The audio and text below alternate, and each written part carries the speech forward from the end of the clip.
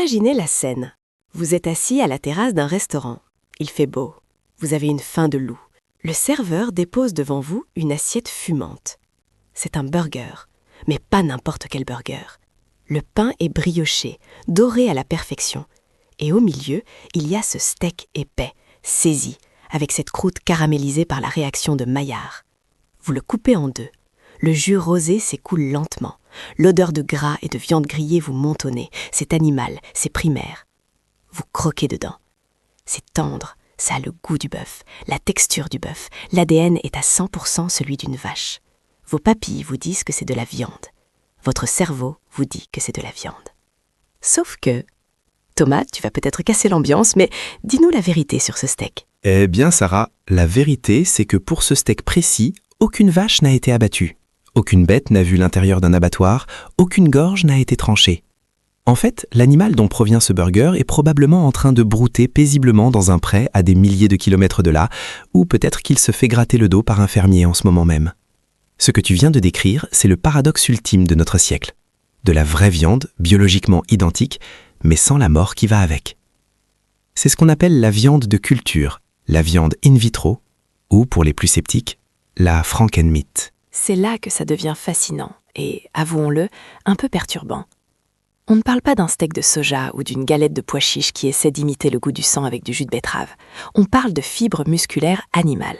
C'est une révolution qui est déjà approuvée à la vente à Singapour et aux États-Unis. C'est réel. Mais Thomas, quand je dis ça aux gens, la réaction est souvent viscérale. Il y a un burk instinctif. Pourquoi est-ce qu'on a cette réaction de rejet alors que sur le papier, c'est le paradis éthique? C'est ce qu'on appelle la vallée de l'étrange, mais appliquée à la gastronomie. C'est trop proche du réel pour être considéré comme artificiel, mais l'origine est trop artificielle pour être acceptée comme naturelle. On touche à un tabou fondamental. La nourriture, c'est la nature. Et là, on dissocie totalement la viande de l'animal. Pour beaucoup, manger de la viande, c'est accepter un cycle de vie et de mort. C'est un contrat tacite avec la nature. Là, on brise le contrat. On veut la jouissance du goût sans la culpabilité du sang. C'est presque trop propre pour être honnête. C'est comme si on nous proposait une vie éternelle numérique. Ça sonne bien, mais ça fait peur. Et puis, il y a l'image mentale.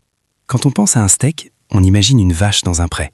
Quand on pense à la viande de culture, on imagine des scientifiques en blouse blanche, des tubes à essai et des cuves en inox. Ça coupe l'appétit. Justement, parlons de ces cuves en inox, parce que c'est bien beau de dire « c'est de la science ». Mais comment on passe concrètement d'une vache vivante à un steak dans mon assiette sans passer par la case abattoir? Tu es l'expert. Emmène-nous dans les coulisses, dans la cuisine de laboratoire. Comment on fabrique ce miracle? Alors accroche-toi parce qu'on quitte le monde bucolique de L'amour est dans le pré pour entrer dans un scénario de science-fiction assez hardcore. Tout commence par une biopsie. On prend une vache, disons une belle vache limousine, on l'anesthésie localement et on prélève un tout petit morceau de tissu musculaire, la taille d'un grain de poivre, pas plus. La vache repart vivre sa vie, elle a juste un petit pansement. Ce prélèvement contient des cellules souches. Ce sont les cellules magiques, celles qui ont la capacité de se multiplier et de se transformer en muscles ou en graisse. D'accord, donc on a notre graine, si on peut dire. Et ensuite, on la plante dans quoi? On ne la plante pas dans la terre, on la met dans un bioréacteur. Pour visualiser, imagine une gigantesque cuve en acier, exactement comme celle qu'on voit dans les grandes brasseries industrielles pour faire de la bière. C'est un environnement stérile, contrôlé à la perfection, température, oxygène, tout est réglé au millimètre. Dans cette cuve, les cellules baignent dans un liquide nutritif. C'est là que la magie, ou l'horreur selon le point de vue, opère. Ce liquide, c'est la nourriture des cellules. Elles ont besoin de la même chose qu'un animal vivant, des acides aminés, du sucre, des vitamines, des sels minéraux. C'est comme si on nourrissait la viande directement, sans avoir à nourrir les os, le cerveau, la peau, et sans avoir à gérer les déjections de l'animal. C'est de l'efficacité pure. C'est de l'optimisation biologique extrême. Une vache, c'est une machine très inefficace pour convertir des plantes en viande. Elle gaspille de l'énergie pour marcher, pour meugler, pour maintenir sa température corporelle. Le bioréacteur, lui, ne fait que du muscle. Mais Sarah, il y a un hic dans cette soupe nutritive, un détail que l'industrie essaie désespérément de gommer, mais qui reste le point noir historique de cette technologie. Je sens que tu vas casser mon rêve éthique. De quoi tu parles? Pendant très longtemps, et encore dans beaucoup de recherches, l'ingrédient secret pour faire exploser la croissance de ces cellules, c'était le sérum fœtal bovin, le FBS. C'est un liquide riche en facteurs de croissance qu'on extrait du sang du fœtus d'une vache gestante lors de l'abattage. Donc, au début de cette technologie, pour créer de la viande sans tuer, on utilisait un produit dérivé de l'abattoir le plus triste qui soit. C'est une ironie mordante. Aujourd'hui, heureusement, les startups comme Mosamit ou Upside Foods développent des milieux de culture synthétiques à base de plantes ou de levures génétiquement modifiées pour s'affranchir totalement de ce sérum. Mais ça reste le défi technique numéro 1, faire pousser ça vite et pas cher sans utiliser de produits animaux. C'est fou cette histoire de sérum. On dirait un pacte faustien. Mais supposons qu'ils réussissent à utiliser un milieu 100% végétal. Il reste un truc qui me chiffonne. Tu as dit que les cellules se multiplient.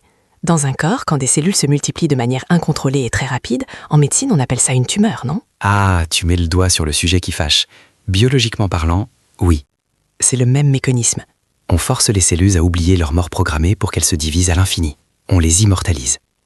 C'est techniquement une prolifération tissulaire dérégulée. Si tu regardes ça froidement sous un microscope, ce qu'on cultive dans ces cuves, ça ressemble beaucoup plus au comportement d'une tumeur qu'à celui d'un muscle sain qui s'est développé grâce à l'exercice physique. Attends, tu es en train de me dire que je vais manger une tumeur géante servie sur un lit de salade? C'est appétissant dit comme ça. Calme-toi, ne jette pas ton assiette tout de suite. C'est une analogie biologique, pas un risque sanitaire. Une tumeur, c'est dangereuse parce qu'elle envahit un organisme vivant et détruit ses organes. Ici, il n'y a pas d'organisme, juste de la viande. Une fois que c'est sorti de la cuve, que c'est rincé, structuré et cuite, c'est juste des protéines et des lipides. Il n'y a aucun risque que ça te donne un cancer. Mais c'est vrai que philosophiquement, l'image est brutale.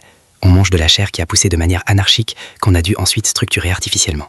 Parce que n'oublie pas, un vrai muscle a une texture, des fibres alignées. Dans la cuve, on obtient une sorte de pâte, une bouillie de cellules. Pour en faire un steak, il faut utiliser des échafaudages, des structures en collagène ou en soja comestible pour que les cellules s'alignent et créer cette mâche qu'on aime tant. Sinon, tu manges du pâté, pas un steak. Donc on a de la pâte cellulaire qui pousse comme une tumeur contrôlée dans une cuve de brasserie qu'on force à s'aligner sur des échafaudages. Vu comme ça, on est très loin de la gastronomie française. Mais passons aux enjeux, Thomas. Parce que si on fait tout ça, tout ce cirque technologique, c'est parce qu'on a un problème majeur avec l'élevage intensif. Est-ce que le jeu en vaut la chandelle? Est-ce que c'est vraiment la solution miracle pour sauver la planète? C'est là que le débat bascule de la biologie à la politique et à l'écologie. Les promesses sont titanesques. L'élevage traditionnel, c'est environ 14 à 15% des émissions de gaz à effet de serre mondiales. C'est plus que tout le secteur des transports réunis. C'est une consommation d'eau délirante, une déforestation massive pour planter du soja qui nourrira le bétail. La viande de laboratoire promet de réduire les émissions de gaz à effet de serre de plus de 90%, l'utilisation des terres de 99% et l'eau de 96%. Si ces chiffres sont vrais, c'est le Saint Graal. On pourrait reboiser des continents entiers qui servent aujourd'hui de pâturage ou de champs de maïs pour le bétail. C'est l'argument massu. Sauver l'Amazonie en mangeant des burgers de labo. C'est séduisant. Mais je te connais, Thomas, tu vas me dire qu'il y a un mais. L'énergie, peut-être? Exactement. Faire tourner ces bioréacteurs, maintenir la température à 37 degrés permanence, filtrer l'air, pomper les fluides, ça demande une énergie colossale. Aujourd'hui, l'élevage est polluant, mais l'herbe et le soleil, c'est gratuit énergétiquement. Si ta viande de laboratoire est produite dans une usine qui tourne au charbon ou au pèse, le bilan carbone peut être pire que celui du poulet, et à peine meilleur que celui du bœuf. Pour que ça marche écologiquement, il faut impérativement que ces usines tournent aux énergies renouvelables. C'est une condition sine qua non.